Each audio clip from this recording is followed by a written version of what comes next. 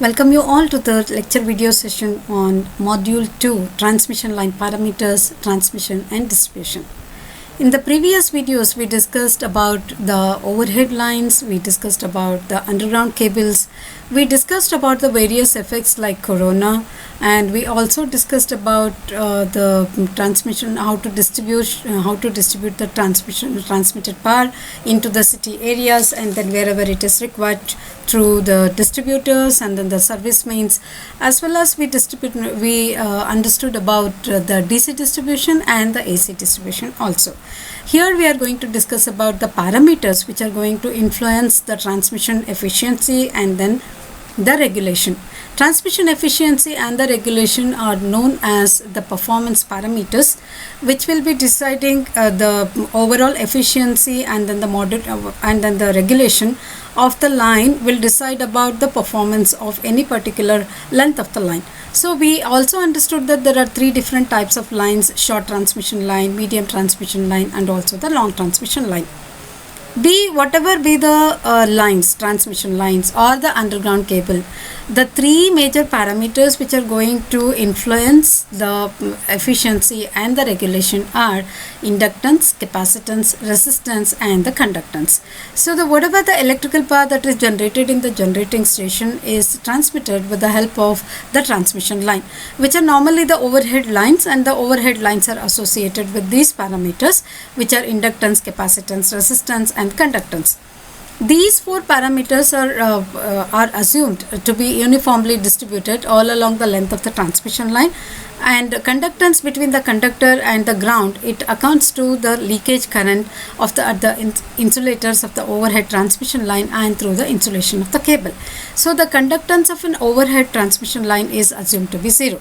Now, as we consider the transmission line parameters as distributed all over the length of the line, the unit of the particular parameter will also be different than the normal one. So here we have assumed a simple transmission line where it consists of the resistance, inductance, and then it has got the voltage source as well. And since it is a closed loop, we assume that the current is flowing through the transmission line, and here is the load. So the transmission lines and the circuits with the distributed constants such as resistance, inductance and then the capacitance. The capacitance is assumed to exist between the two transmission lines where the air acts as a dielectric constant. So we understood in the previous videos that the short transmission line, the effect of the capacitance is very negligible compared to the resistance and the inductance. So we have considered only the two constants, which are nothing but resistance and the inductance. Here we have represented the transmission line. We understood that three-phase transmission line can be assumed as a single-phase transmission line because it is considered to be the balanced network. Since it is considered to be the balanced network, all the parameters, all the transmission line resistances are considered to be the sigma R, and then all the inductance of the transmission line is considered to be sigma L, and the load is considered to be ZL, that is the impedance of the transmission line.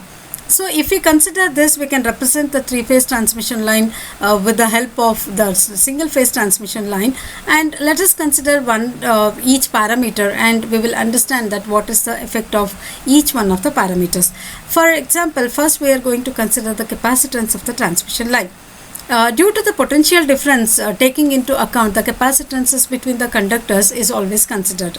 So the capacitance charges the conductors, and when the potential difference is applied between them. So the air acts as the electric medium, and then the capacitance is supposed to exist between the two charged lines. So the capacitance of the conductor is nothing but the charge per unit of the potential difference. So now the length of the transmission line plays a very important role. If the length is very small, that is below 80 kilometers, as we stated in the short transmission line, the effect of the capacitance is negligible and it is not going to be very predominant. Whereas in case of the transmission lines which are above 80 kilometers, let's say medium transmission line as well as the long transmission line, it is going to be very predominant, and we are going to consider the effect of the capacitance into the effect. So the capacitance effect increases with the length of the transmission line, and it decreases with the length of the transmission line. So it is very much dependent on the length of the transmission line. So this results in the variation of the voltages. So due to this, Due to this alternating charging and discharging of the line, the current starts flowing in the line and it is called as charging current.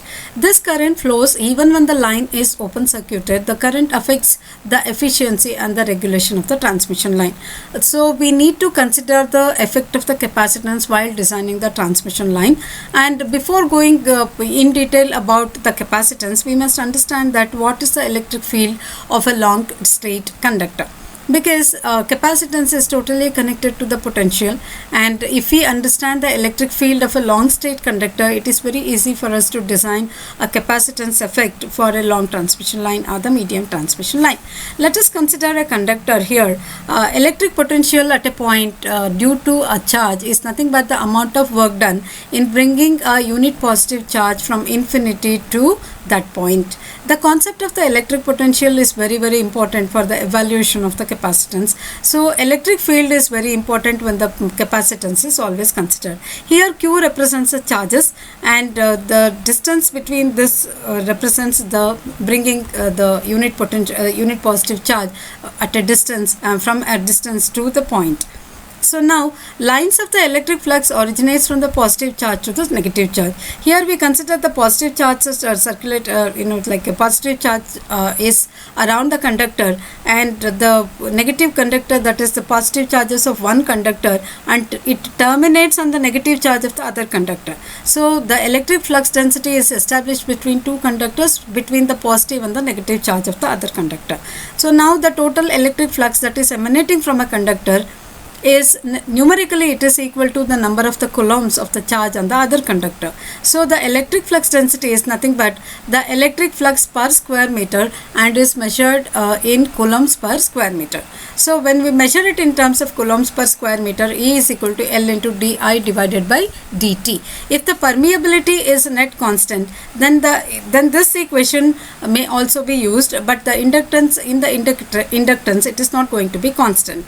So if we solve these equations, we get L is equal to d tau divided by dt into H. So d tau divided by dt is nothing but L into di divided by dt.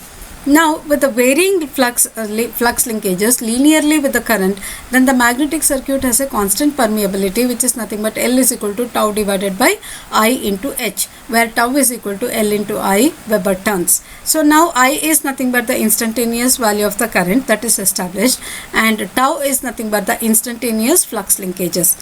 So psi is nothing but equal to L into I, capital L into capital I. For a sinusoidal current, the flux linkages are also sinusoidal. So the voltage drop due to the flux linkage is nothing but equal to V is equal to J into omega into Li. So Li is nothing but equal to psi. So if we substitute this, it will become J into omega into psi volts. Now we know about the voltage, we know about the instantaneous current, and we know about the instantaneous flux linkage also. Now the mutual inductance between the two circuits is defined as the flux linkages of one circuit due to the current that is flowing in the second circuit per ampere of the current in the second circuit. So the flux linkages is nothing but the mutual inductance is of the circuit is nothing but it is the flux linkages of one circuit due to the current that is flowing in the other circuit. So now if we continue this, then we will be able to understand what is the inductance. So inductance is nothing but through the flux linkage formula, if we say that flux linkages per ampere is always called as the inductance. So flux linkages per ampere, so is nothing but psi divided by I. We know that in the previous explanation, psi is nothing but equal to L into I. So if we substitute the same one, L is nothing but psi divided by I. So psi is nothing but the flux linkages in Weber turns, and I is nothing but the current that is flowing in through the conductor in amperes.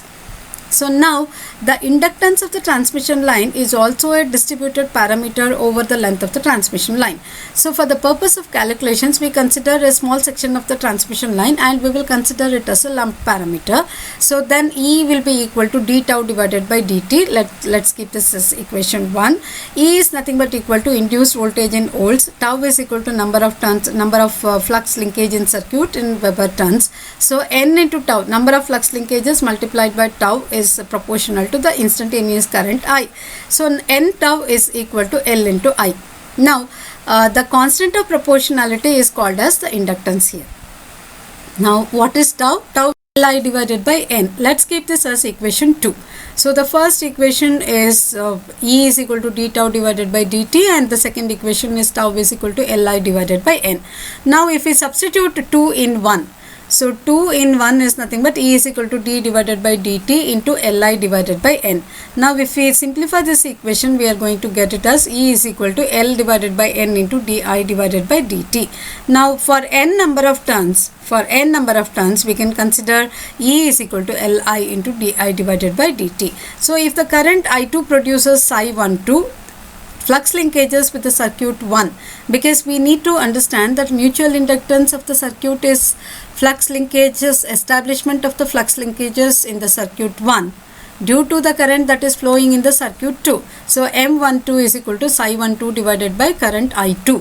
Now the voltage drop in the circuit 1 is given by V1 is equal to j omega into M12 into I2, because j omega into psi12 is nothing but equal to j omega into M12 I2, that is j omega into psi12 volts.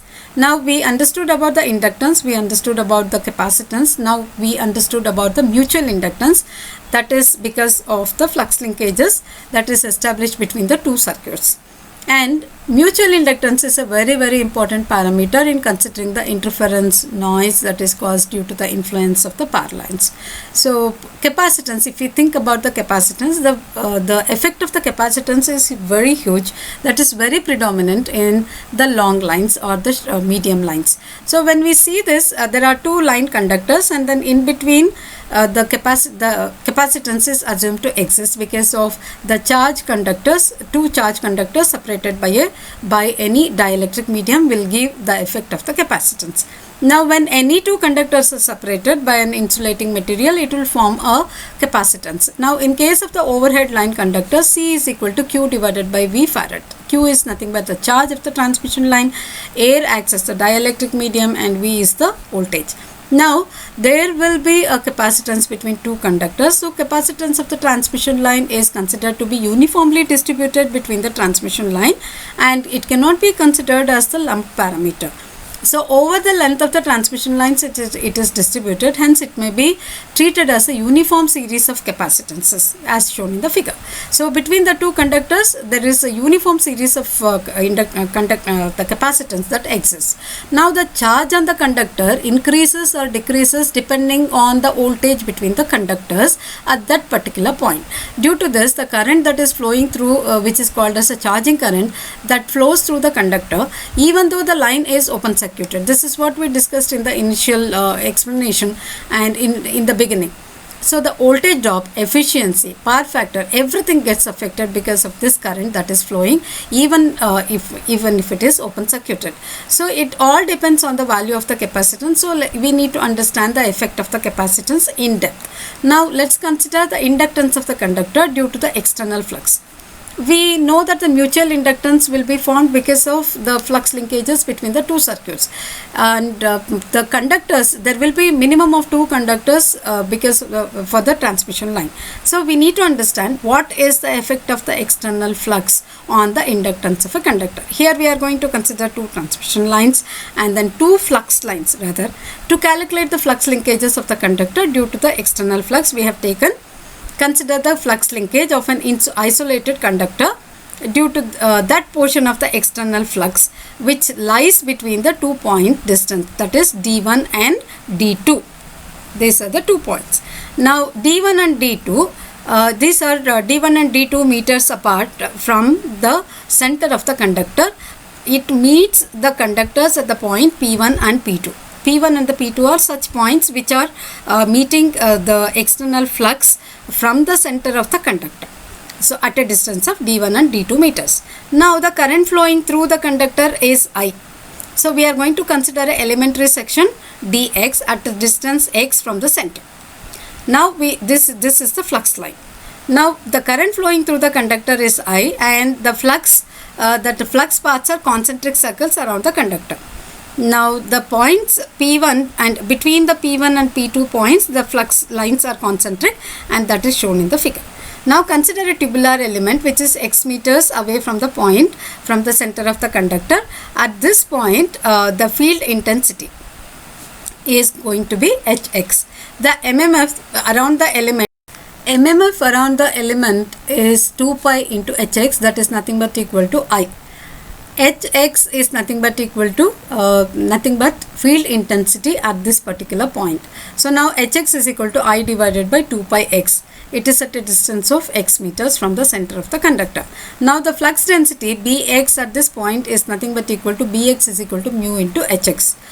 We know that the mu is nothing but the permeability. So Bx is equal to mu into Hx is I divided by 2 pi x. Substitute, we will get mu I divided by 2 pi x Weber per meter square.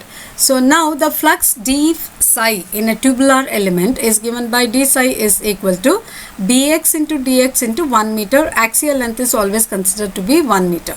So now Bx into dx into 1 meter. So d phi is nothing but equal to mu I divided by 2 pi x into dx, because Bx is nothing but equal to mu I into mu I divided by 2 pi x.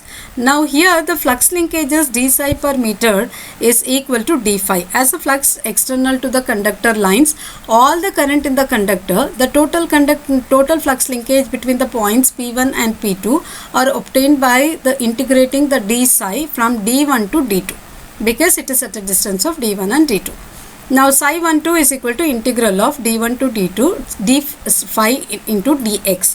D phi is nothing but equal to mu I divided by 2 pi x into dx. Simplify the equation, we will get mu I divided by 2 pi into ln of d2 divided by d1, because mu is nothing but equal to mu naught into mu r, and mu naught is the absolute permeability and mu r is the relative permeability. Mu naught into mu r into I divided by 2 pi ln d2 divided by d1. Relative permeability is considered to be 1 for the air. So psi 1 2 is nothing but equal to mu naught into I divided by 2 pi ln into d2 divided by d1.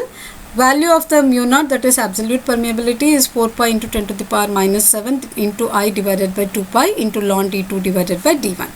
Now the equation reduces to 2 into 10 to the power minus 7 into I into ln d2 divided by d1. So psi 1 2 is equal to 2 into 10 to the power minus 7 ln d2 divided by d1.